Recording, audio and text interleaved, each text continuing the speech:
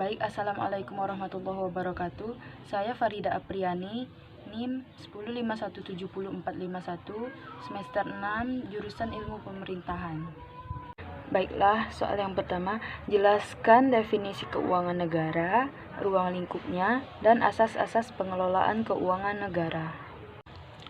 Saya akan menjawab pertanyaan dari soal yang pertama, yang mana definisi keuangan negara adalah dalam pasal 1 Undang-Undang Nomor 17 Tahun 2003 ditegaskan bahwa keuangan negara adalah semua hak dan kewajiban negara yang dapat dinilai dengan uang, serta segala sesuatu baik berupa uang maupun berupa barang yang dapat dijadikan milik negara berhubung dengan pelaksanaan hak dan kewajiban tersebut. Ruang lingkup keuangan negara. Dalam Undang-Undang Nomor 17 Tahun 2003 tentang keuangan negara, dalam pasal 2 mengatur tentang ruang lingkup keuangan negara. Keuangan negara sebagaimana dimaksud dalam pasal 1 angka 1 meliputi yang pertama, hak negara untuk memungut pajak, mengeluarkan dan mengedarkan uang, dan melakukan pinjaman. Yang kedua, kewajiban negara untuk menyelenggarakan tugas layanan umum, pemerintahan negara, dan membayar tagihan pihak ketiga.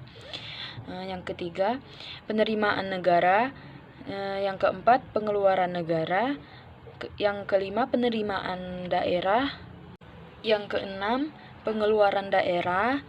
Kemudian yang ketujuh, kekayaan negara atau kekayaan daerah yang dikelola sendiri atau oleh pihak lain berupa uang, surat berharga, piutang, barang, serta hak-hak lain yang dapat dinilai dengan uang, termasuk kekayaan yang dipisahkan pada perusahaan negara atau perusahaan daerah. Yang kedelapan, kekayaan pihak lain yang dikuasai oleh pemerintah dalam rangka penyelenggaraan tugas pemerintah atau kepentingan umum. Yang kesembilan, kekayaan pihak lain yang diperoleh dengan menggunakan fasilitas yang diberikan pemerintah. Dan yang kesepuluh, kekayaan pihak lain sebagaimana dimaksud meliputi kekayaan yang dikelola oleh orang atau badan lain berdasarkan kebijakan pemerintah, yayasan-yayasan di lingkungan kementerian negara atau lembaga, serta perusahaan negara atau daerah. Asas-asas keuangan negara. Yang pertama ada asas tahunan, yang kedua asas universalitas atau kelengkapan, yang ketiga asas kesatuan, yang keempat asas spesialitas, yang kelima asas akuntabilitas, yang keenam asas profesionalitas, yang ketujuh asas proporsionalitas, yang kedelapan asas keterbukaan, dan yang kesembilan asas pemeriksaan keuangan. Soal yang kedua, menyikapi pandemi COVID-19 atau COVID-19 yang terjadi di tanah air, beberapa kebijakan telah dilakukan pemerintah terkait penggunaan pos-pos keuangan tertentu yang dialihkan dalam rangka menanggulangi COVID-19 dimaksud seperti dana desa dan dana pilkada. Menurut saudara, sudah tepatkah kebijakan dan langkah yang diambil pemerintah dalam perspektif pengelolaan keuangan negara? Jelaskan. Baik, saya akan menjawab dari soal yang kedua, yang mana pengambilan kebijakan oleh pemerintah dalam menyikapi pandemi COVID-19 dalam bidang keuangan atau pendanaan.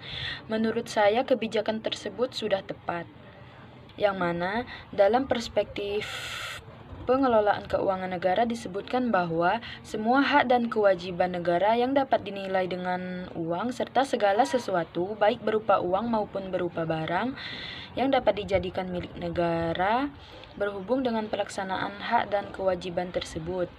Nah, di dalam situasi yang seperti ini, pastinya masyarakat sangat membutuhkan perlindungan untuk mengatasi virus COVID-19 ini, seperti penyemprotan cairan disinfektan di setiap rumah-rumah atau fasilitas umum yang ada di desa seperti masjid dan lain-lain. Nah, dengan adanya dana desa tadi, aparatur yang ada di setiap Desa bisa menggunakan dana tersebut untuk keperluan warganya dalam mengatasi virus COVID-19 ini.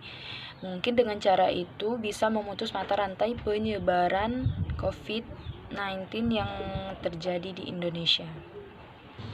Baik, cukup sekian jawaban yang dapat saya berikan. Wassalamualaikum warahmatullahi wabarakatuh.